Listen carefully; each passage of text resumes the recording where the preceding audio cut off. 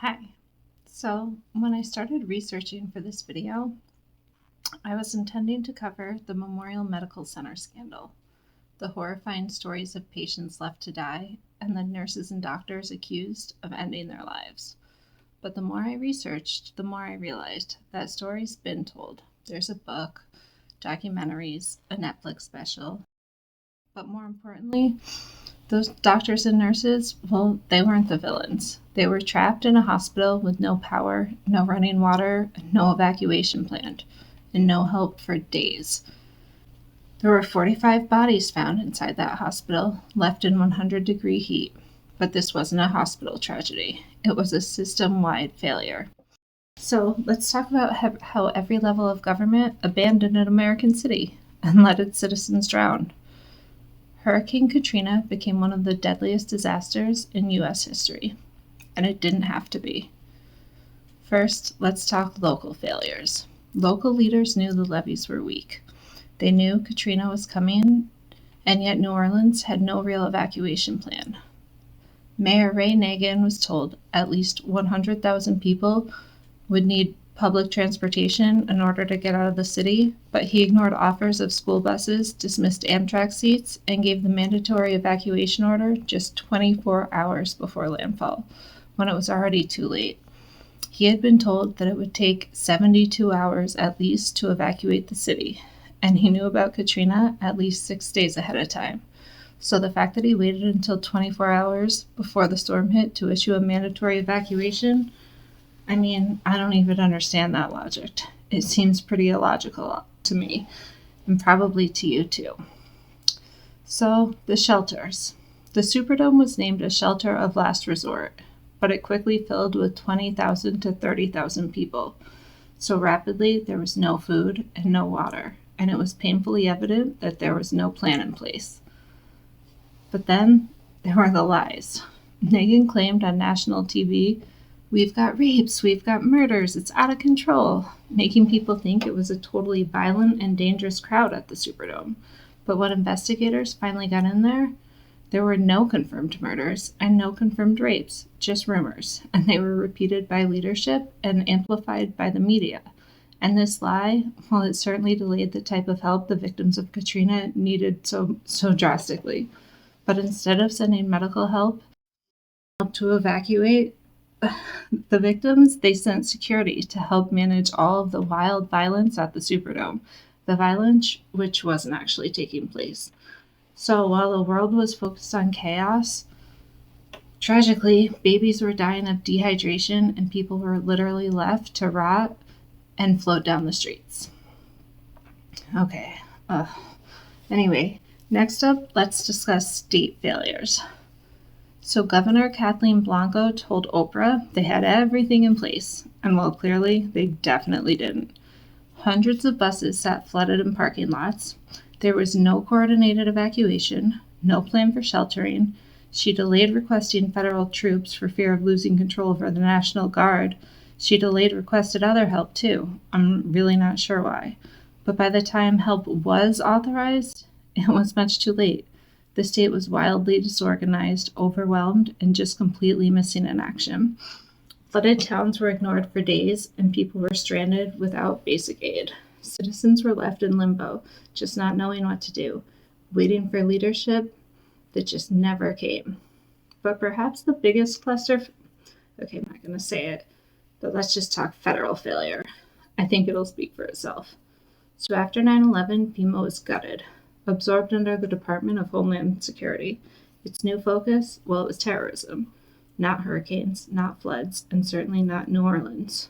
Even though they had literally predicted it. Just 4 years earlier, FEMA made a predictions list naming the top 3 disaster scenarios that could face America, and a hurricane devastating New Orleans, well, that was number 2.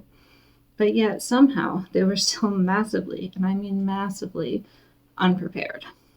Once Katrina hit, communication just collapsed. But leadership totally failed long before that. It took a whole 36 hours for FEMA to even declare it an incident of national significance, which just, I don't know, blows my mind. And while there was no pre-storm planning, federal law enforcement took an entire week to show up. And when they did, well, they fought over who was in charge, which was obviously really very helpful during a crisis of this magnitude. Homeland Security Secretary Michael Chertoff claimed the Superdome was secure. I mean, it was fine.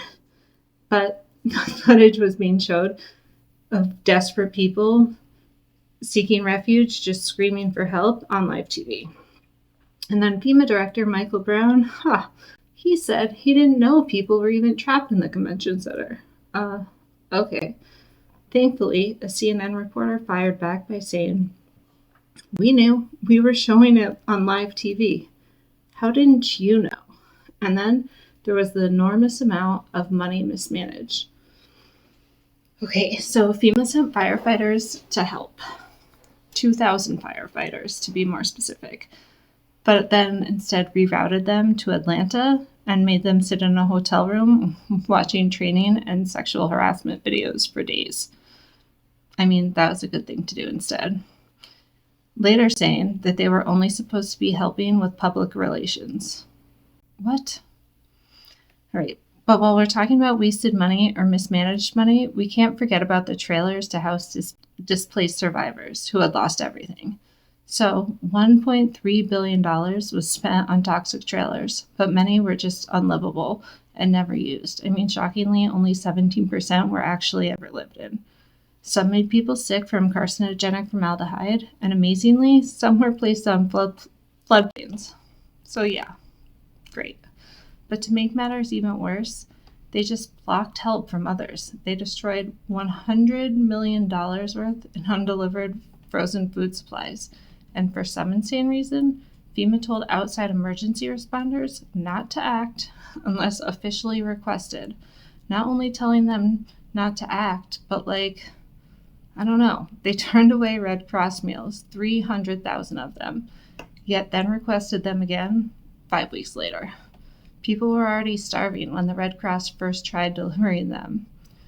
So, as we're beginning to unfold the magnitude of FEMA's shortcomings, I can't forget to mention that they just simply ignored offers from Germany, from Greyhound Bus Line, and from private rescue planes that were simply offering their help. But why?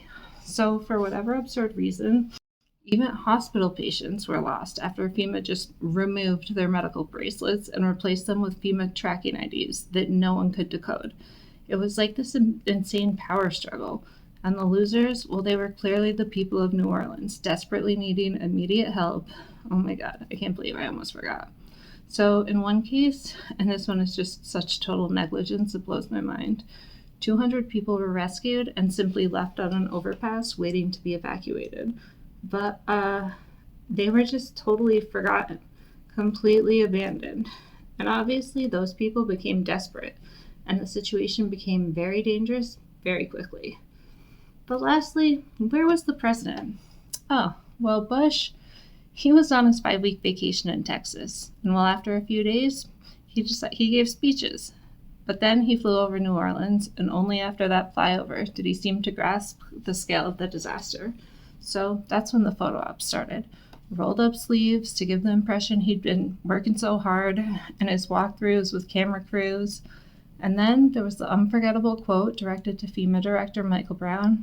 "Brownie, you're doing a heck of a job." I mean, could you even imagine being a victim trapped in the devastation of Hurricane Katrina? Or having had lost a victim? Or having had lost a loved one because of unexcusable delays and the disorganization of effective aid arriving, and hearing that sentence from your president? I mean, I couldn't. Oh my God. And I just want to make it clear that every level of government knew for years about the levees, that if a storm hit and there was a lot of water, they were absolutely going to fail. This was a project that was started in 1965, the levees. I mean, the Army Corps of Engineers was hired to do this project, and by, the early 2000s, they had already spent $700 million. Yet they weren't predicted to be complete until 2015. And corners had already been cut in certain spots. They were supposed to be 15 feet tall and were only 7 feet. In other areas, they were being built on soft sand instead of the firm clay that was supposed to be built on. It's just so crazy to me, all of it. Crazy and, I mean, pretty infuriating. But yeah, we talk about Katrina like it was solely a natural disaster. But what really happened in New Orleans, what cost most of the roughly 1,170 people their lives, those issues, well, they were man-made. Those problems, they were largely or nearly entirely preventable. People didn't just drown in floodwaters. They drowned in red tape, in indifference, and a delay no one has ever been able to justify. And here's the part that no one talks about. Nobody, and I mean no one, got in any trouble. Not the mayor, not the governor, not the FEMA director, not a single federal official. I mean, thousands died. The world watched, and no one, and I mean no one, paid the price. Call it what you want, you just can't call it justice. So, I don't know, in closing, did you know these failures were this massive? Like, had you heard about all of this? I didn't know, not until I really started digging and researching for my other Katrina videos. So let me know what shocked you the most, and thanks for sticking through this whole video. I'm Caroline, this is Hidden Headlines, and if you like this kind of content, then please subscribe. Okay, thanks. I'll see you soon. Bye.